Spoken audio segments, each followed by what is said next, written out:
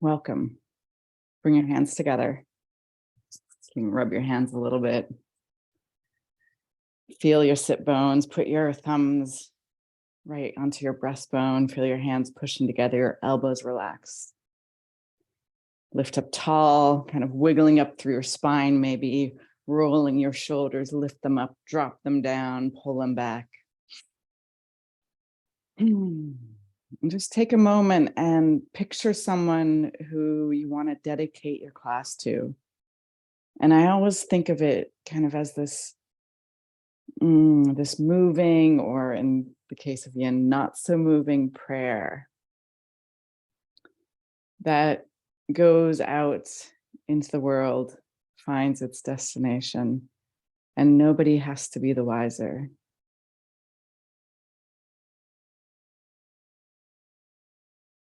So dedicate your class to someone.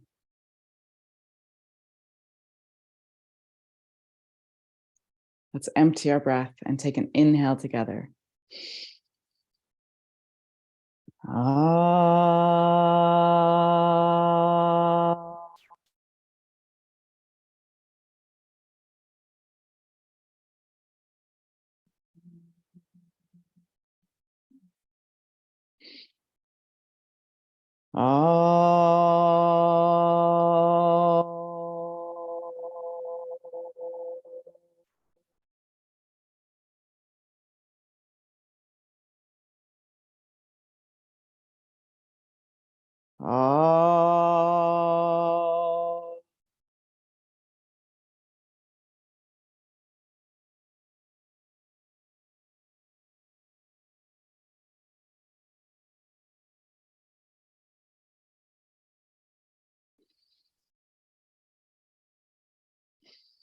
Release your hands down, flutter your eyes open. And we're going to start by coming into, let's come into Sphinx today. So it's a pose I often like to start my practice with.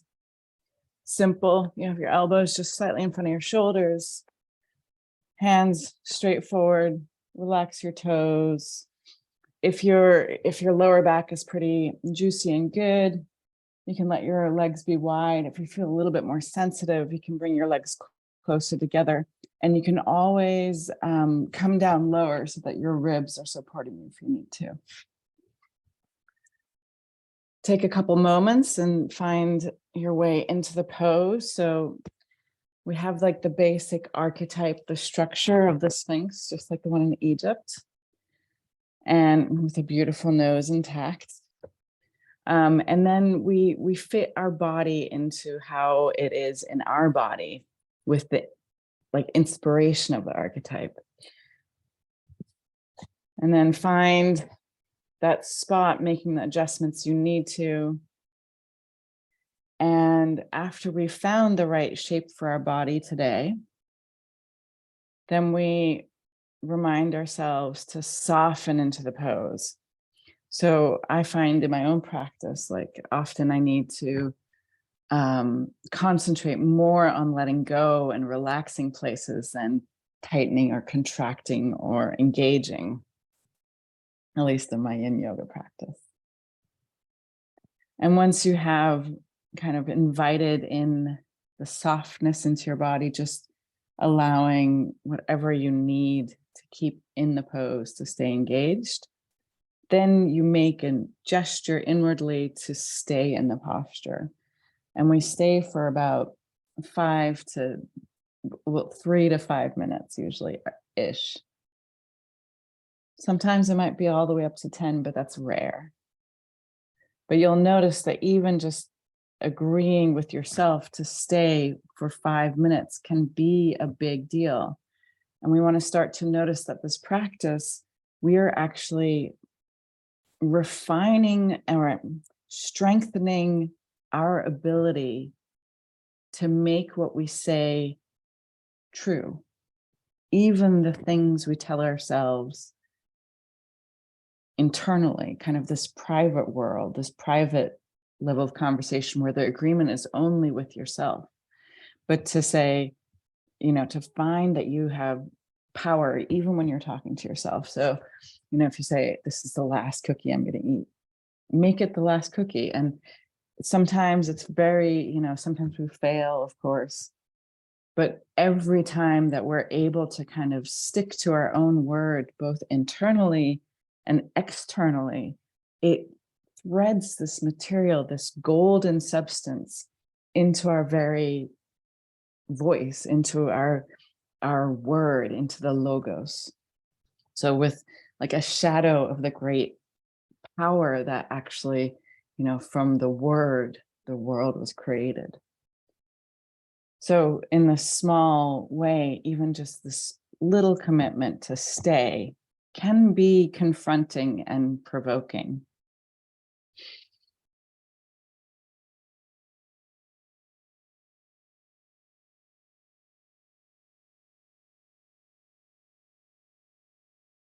Our breath is pretty relaxed here. We don't do the same kind of Ujjayi breath that we do with a vinyasa or a more yang practice. One of my teachers, Sarah Power, she talks about having kind of a quiet Ujjayi breath. And I'm still discovering it a little bit, like we're still all discovering the yin hero. But so that you have kind of a rhythmical breath and a slight constriction to the back of your throat. But we're not sounding so much like Darth Vader.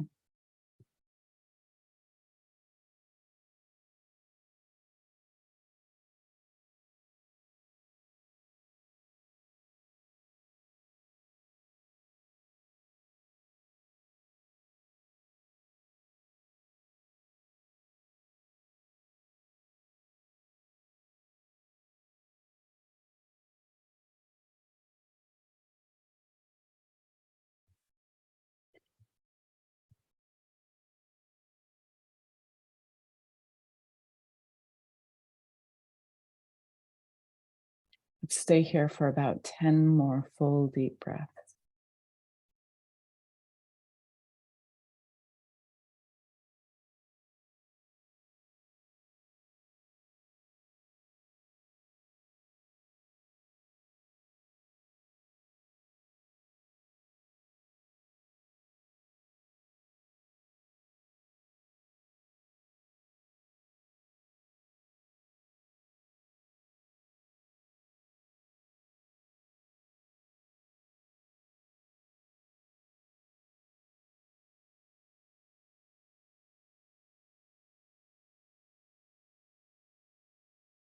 And after your 10th breath, you're going to settle down to the yoga mat and we're going to come into sleeping lizard. So you're going to bend your left knee and bend your left elbow and bring your right ear onto the ground.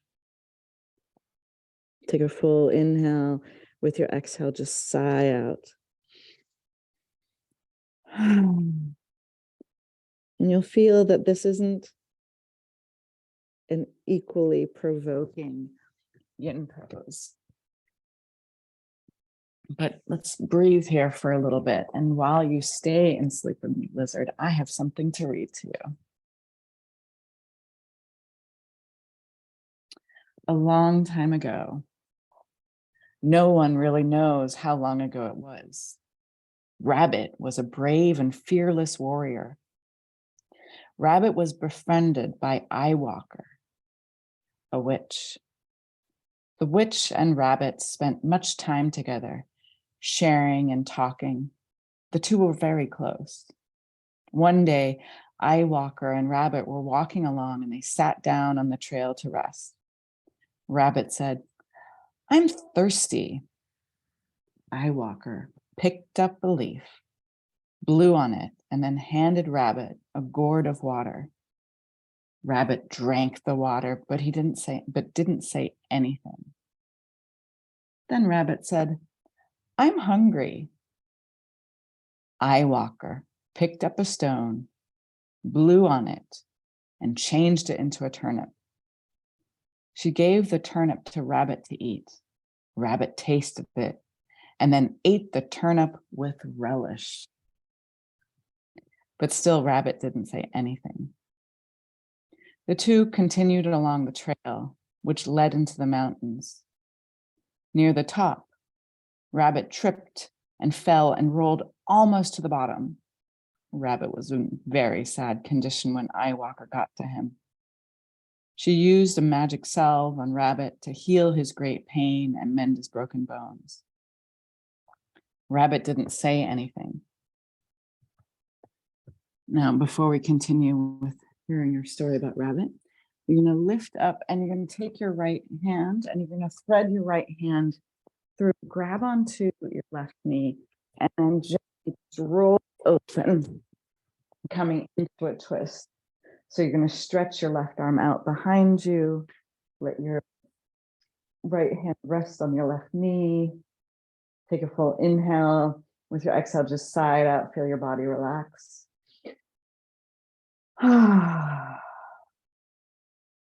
And you're either looking right up above you or maybe even to your left, depending on how your shoulder and your neck feel. Soften into the pose.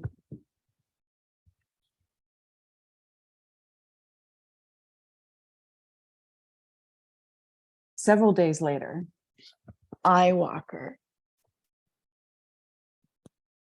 went searching for her friend. She searched high and low, but Rabbit was nowhere to be found. Finally, Eyewalker gave up. She met Rabbit quite by accident one day. "Rabbit, why are you hiding and avoiding me?" the witch asked. "Because I'm afraid of you." "I'm afraid of magic," answered Rabbit, cowering. "Leave me alone." "I see," said Eyewalker. "I have used my magical powers on your behalf, and now you turn on me and refuse my friendship?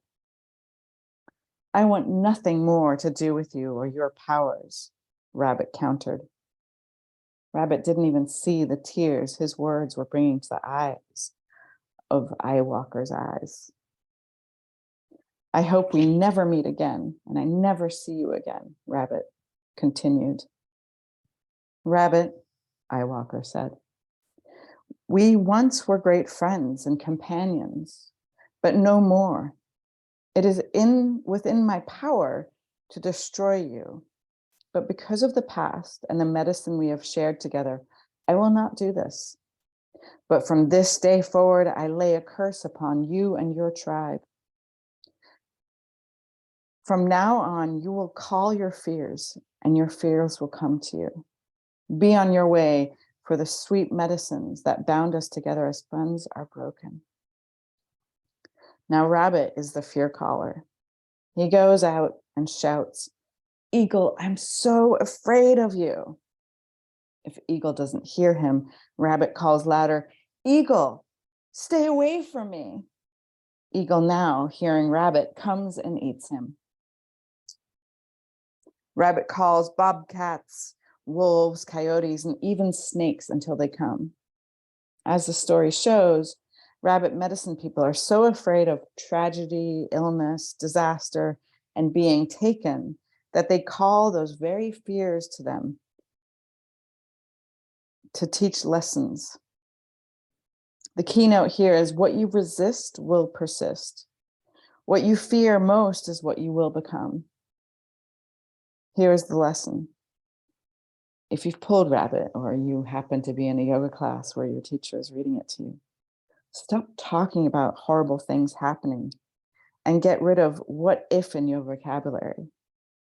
This card, this story may signal a time of worry about the future or trying to exercise your control over that which is not yet informed, the future. Stop now. Write your fears down and be willing to feel them. Breathe into them and then feel them running in through your body into Mother Earth as a giveaway. Now roll back out of your twist. Come back onto your belly. And we're going to go to sleeping lizard on the other side.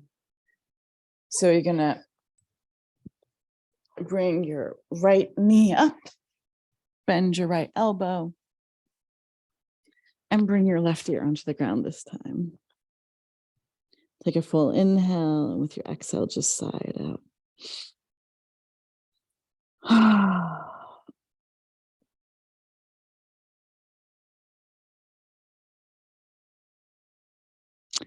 I love how with certain stories, when you spend time with them, they start to transmute and become kind of richer and deeper, and can take on these different meanings even. So I've always heard this story about the rabbit, and like in the Native American medicine cards, I don't like to pull it because it's connected to fear, and who wants their fears pointed out to them. But in this new year of the rabbit, I was first really struck by how positive attributes of the rabbit are, because I connected it so much to the story and connected it so much to fear. And among other things, those born in the year of a rabbit are known to be witty and gentle and graceful and even diplomatic. Quite wonderful and quite different than, this fear story portrays. And so I came to this story with a slightly different kind of curiosity around it. And I noticed a couple things, but before I tell you, come out of sleeping lizard, just lift up onto your elbows. And this time you're going to thread your left arm behind your right elbow, grab onto your knee, and gently open up your right arm, stretching it straight behind you, looking above you or looking to your right. Take a full inhale with your exhale, sigh it out. Sometimes I like to hook my toes behind my left knee, and it kind of helps me relax more into this pose. You can find if you're tight in the hips, this will help. Or if you want a little bit more, you can always stretch your bent right leg straight out. We're going to stay here for a little while, so settle in, soften in. Now, the first thing that really struck me was,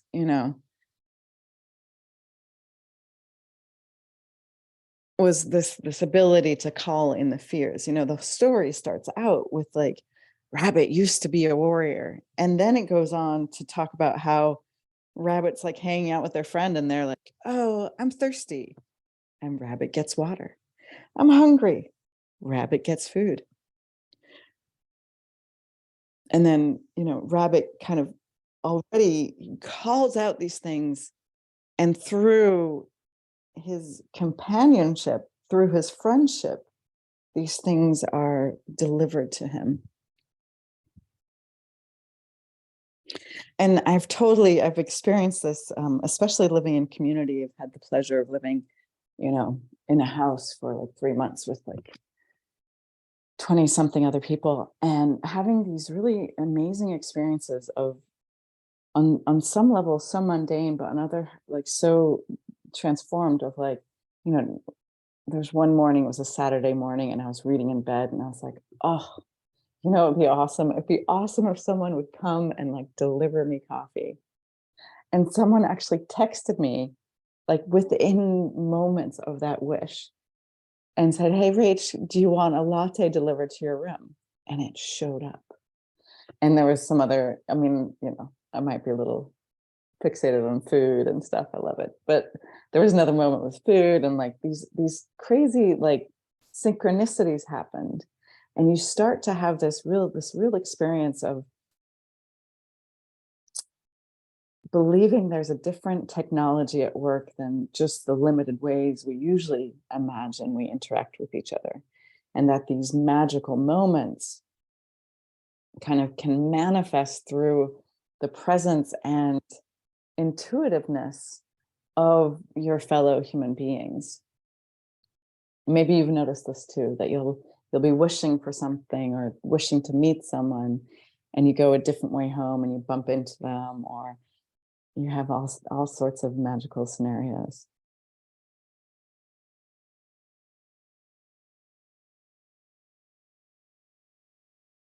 Now, Rabbit got scared, and that's really the key here. What scared Rabbit so much? Let's take a couple more breaths in the twist.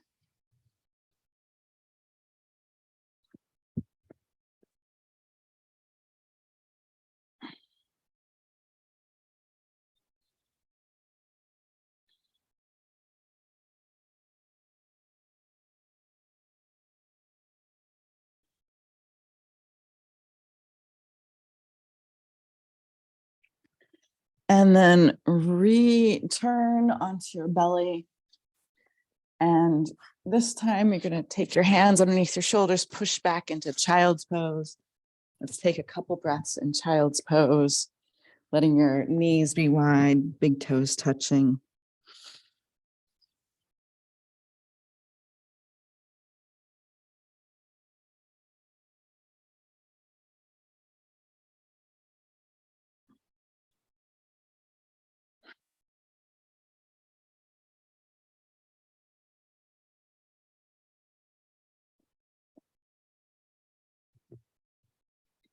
And then actually come up onto your hands and knees. So you're lining up your hips right above your knees, and then stretch your arms forward, coming into Anahata Asana. So this is Anahata is heart in Sanskrit. So it's the heart pose. And you can really feel like your chest is expanding down to the ground. If it's annoying to have your kind of nose or your forehead on your yoga mat, you can always bend one arm. I prefer to keep it symmetrical and stretch out, letting my forehead rest. My nose gets a little bit pushed, but it's not a big deal. Make the small adjustments. When we get the alignment right, it's quite passive. Some people even can put their chin forward and their chest is like on the ground.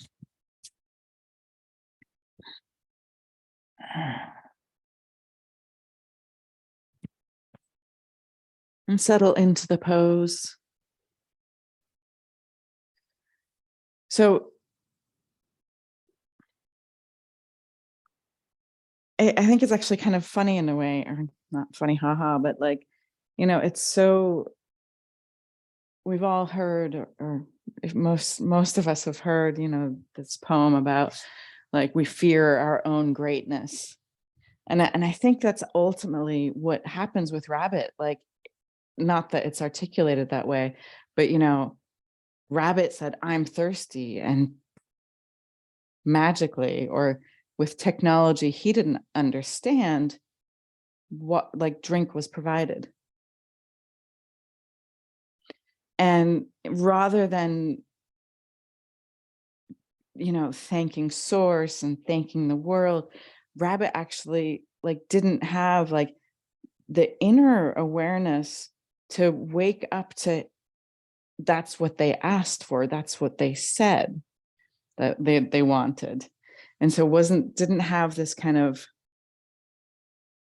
gratitude around manifestation in a way, and thought that then in the end, like he turns on Eye Walker, the witch, saying like, "I'm scared of you, I'm scared of your magic," though it could be argued that it was also maybe part of Rabbit's magic, that the witch Eye Walker was willing to do magic. So this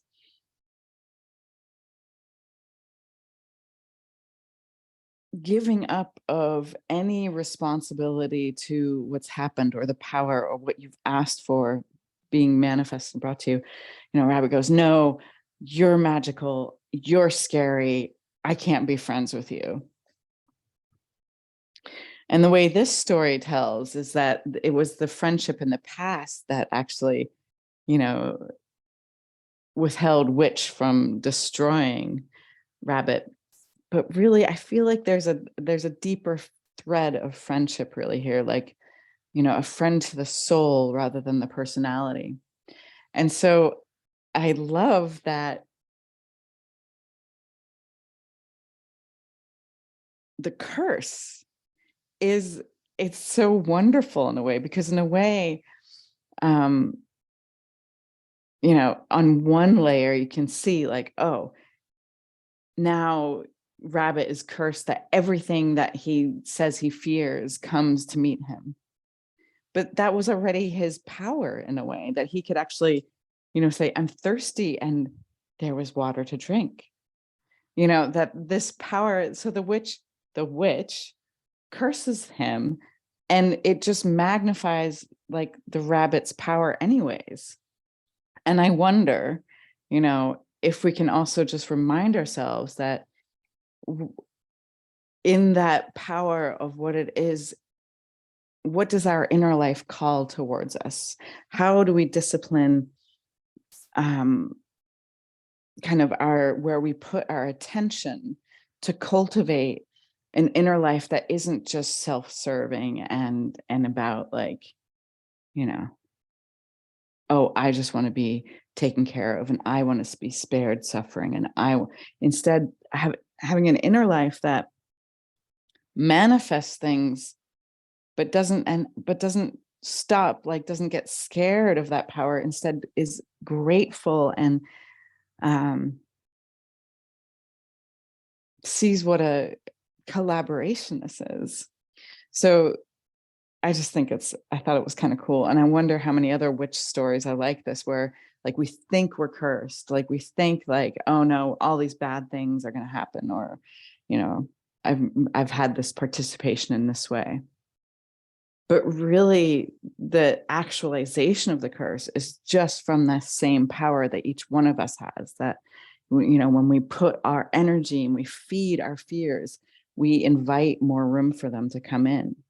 When we discipline ourselves not to worry, or to be present and not making up stories about what's going to happen, instead working, with equanimity and working with what is actually here and what happens, we're much more live and in the moment and grateful for this opportunity, rather than getting overwhelmed by all these imagined fears. Now slide forward out of your anahata asana. Just come to rest, stacking your forearms and resting your forehead onto your forearms.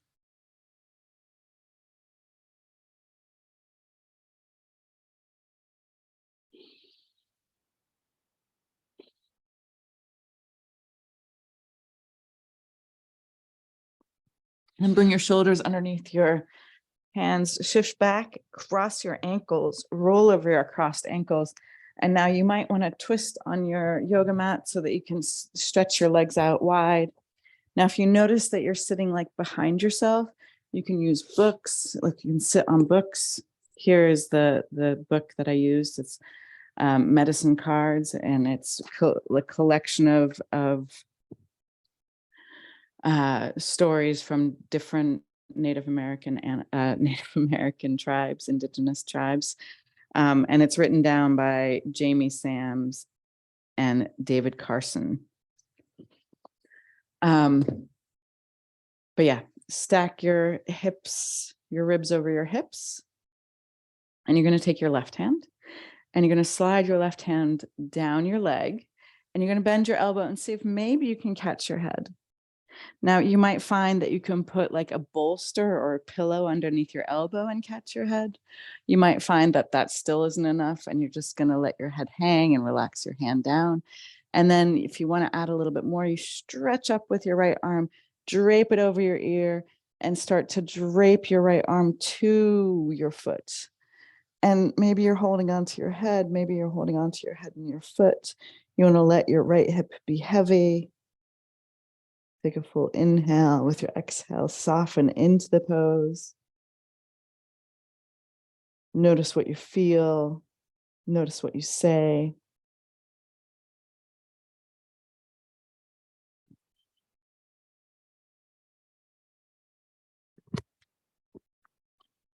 And sometimes it can be too much with your right hand, and you can always just relax it down or let it twist behind you a little bit, or like relax it over your head, like, yeah.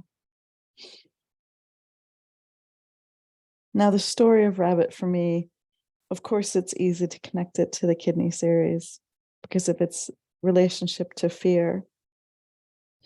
But I wanted to focus more on this relationship to how our voice, how our words, how our capacity to call things into being even lives in connection to our lungs, lives in our throat, lives in our vocal cords.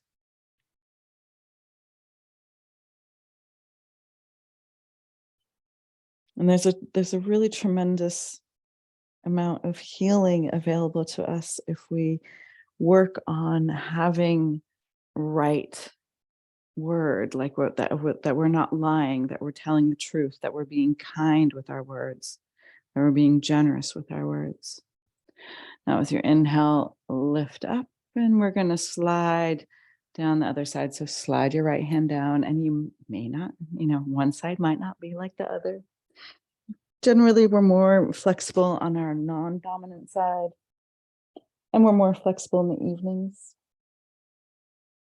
But wherever you are, we're after this magical edge. Take another full inhale. With your exhale, soften and release into the pose where it works for you. You can also hold on to your right foot with both your hands. Trying not to collapse your chest. You want to have your chest opening. Our heart and our lungs are right all up in each other. The meridians right next to each other. The practice very similar.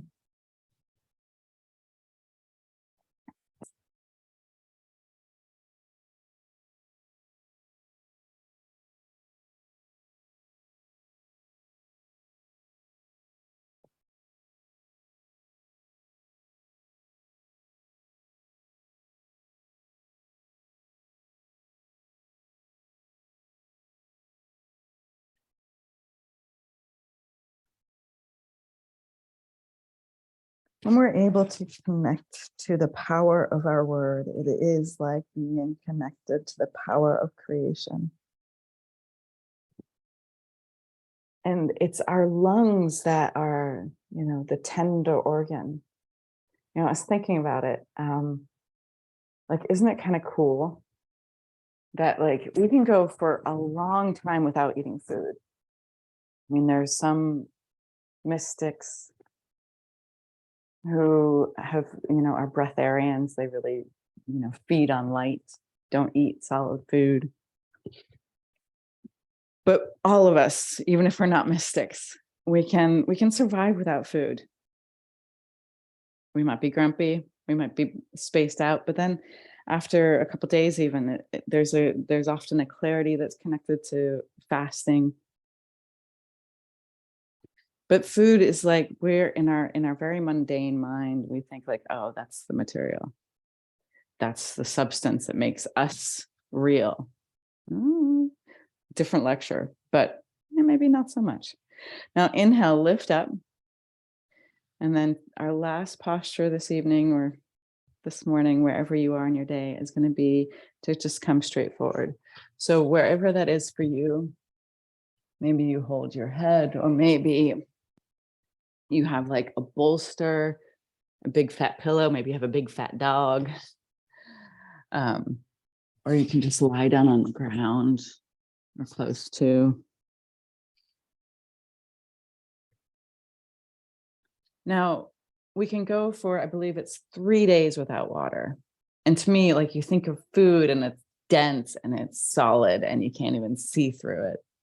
Then you have water and it has a lot more, a totally different nature to it. Yeah. I mean, it's like earth, water, 3 days. Then we die without water. But we can only go for a matter of moments without air. The substance that is all around us, that we move through, that we see through, that we hear through. Only a couple minutes can we actually survive. And our life is marked by our first breath to our last breath. And this is a substance that in our kind of physicality, it is the most permeable. It is the most invisible. So it makes you wonder a little bit, doesn't it? You know, in our materialist thinking, we're so stuck in the earth, but is it that actually, you know, if we go up higher into the ethers, into these subtle body areas, into the cosmos, you know, is it only a matter of seconds we can't survive without?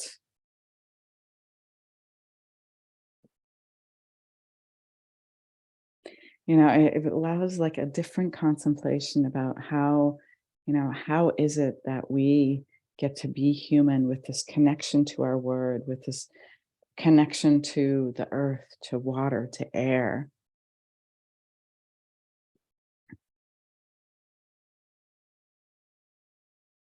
Maybe it's time that we include more in our what we need to survive. What's lighter than air, more invisible than air.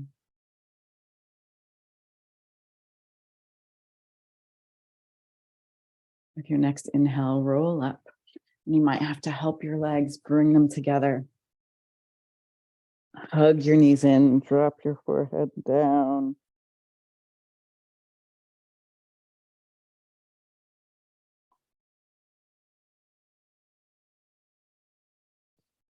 And then one vertebrae at a time, you can hold onto your shins, roll your back down to the ground. Once you're all the way down, you can pop your rib cage up, pinch your shoulder blades together, drag your shoulders down your spine, and then let your ribs get heavy. And then stretch your legs out. Palms open, eyes closed. Feel the heaviness and let your body be held by the solidness of the floor.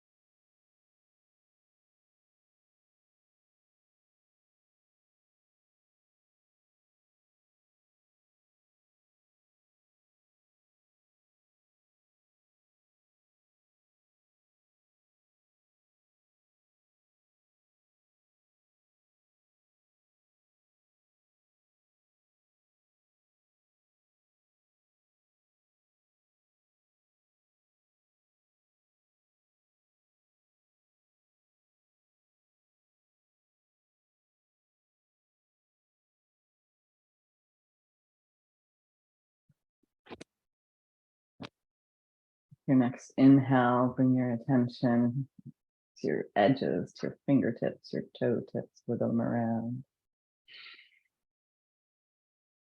And then with your next inhale, stretch your body long. And with your exhale, roll into a ball, and roll onto your side if that's okay for you. And then help yourself up. Come into this comfortable seated position. Sukhasana, half lotus, full lotus. Your hands to heart center and close your eyes and lift up a picture of the person you dedicated your class to, smiling, radiant, alive, and healthy.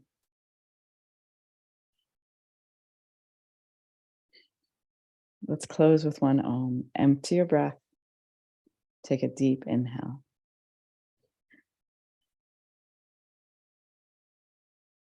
Ah.